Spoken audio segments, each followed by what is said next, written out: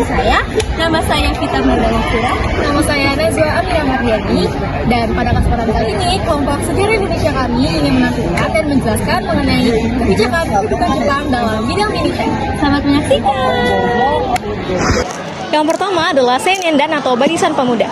Seinendan didirikan pada tanggal 29 April pada tahun 1943. Nah, yang melatar belakangi dari berdirinya kebijakan Seinendan ini adalah karena Jepang kekurangan tenaga militer untuk melawan sekutu, sehingga ia melatih para pemuda-pemuda Indonesia lainnya untuk menjadi cadangan militer. Anggota-anggota dari Seinendan sendiri adalah para pemuda-pemuda dari usia 14 hingga 22 tahun. Tujuan utama dari Jepang mendirikan kebijakan Seinendan ini adalah yang pertama, karena menyiapkan cadangan militer untuk melawan sekutu, dan yang kedua adalah melatih serta mengasah mental yang lebih tangguh dan juga lebih patuh. Nah, perannya untuk Jepang adalah yang pasti menjadi cadangan militer jika sewaktu-waktu terjadi perang besar yang melibatkan Jepang. Namun, dampak bagi masyarakat Indonesia sendiri adalah para pemuda-pemuda jadi bisa ikut serta untuk mempersiapkan diri melawan dan juga memperjuangkan kemerdekaan bagi Indonesia sendiri. Bodan yaitu Barisan Pembantu Polisi. Berdirinya pada tahun 1943. Latar belakangnya yaitu Jepang memberikan bantuan untuk mengamani wilayah jajahan. Tujuan utamanya yaitu yang pertama membantu polisi Jepang, dan yang kedua yaitu mengawasi aktivitas rakyat, dan kegiatannya yaitu pertama pengamanan desa atau kota, dan yang kedua politik keamanan. Terus dampak bagi Indonesia yaitu membutuhkan pengalaman, bantuan dan ketertiban di wilayah tersebut. Fujinkai atau Organisasi Wanita berdiri pada bulan Agustus 1943. Latar belakang berdirinya organisasi ini adalah Jepang ingin melibatkan seluruh masyarakat termasuk perempuan. Anggota yang bisa memasuki organisasi ini adalah wanita yang berusia 15 tahun ke atas. Tugas utamanya adalah mengelola logistik, mengelola bahan pangan, serta mengelola dapur dan menjahit pakaian militer. Peran bagi Jepang adalah mendukung logistik perang. Dampaknya bagi Indonesia adalah seluruh wanita dapat berperan aktif dalam mendukung nasional.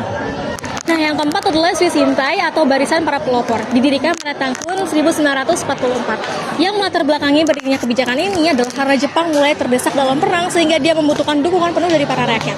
Yang memimpin kebijakan ini adalah tokoh nasionalis seperti Soekarno dan lain-lainnya, serta yang tergabung dalam keanggotaan yaitu para tokoh-tokoh dan juga pemuda-pemuda masyarakat. Nah, tujuan utama Jepang membentuk adanya kebijakan ini adalah jelas untuk menumbuhkan semangat masyarakat dalam mendukung mereka di dalam peperangan.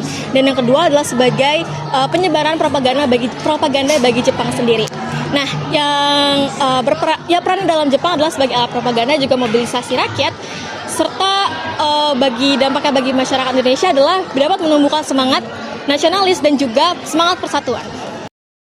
Hizbullah berdiri pada tahun 1944. Anggotanya yaitu pemuda Islam. Tujuan utamanya yaitu membantu Jepang melawan sekutu. Latihannya yaitu latihan militer dengan semangat keagamaan.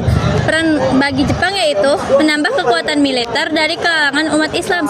Nah, dan terakhir dampak bagi Indonesia yang pertama menjadi kekuatan penting dalam perjuangan kemerdekaan, dan yang terakhir banyaknya anggota bergabung dalam Laskar Rakyat. Organisasi berikutnya yaitu adalah Heiho. Tahun berdirinya 1943. Latar belakang Jepang kekurangan tentara sehingga merekrut orang Indonesia sebagai pembantu militer. Anggotanya adalah pemuda Indonesia. Tugas utama mereka yaitu membantu tentara Jepang di medan perang, mengangkut senjata dan logistik, membantu pekerjaan kasar militer.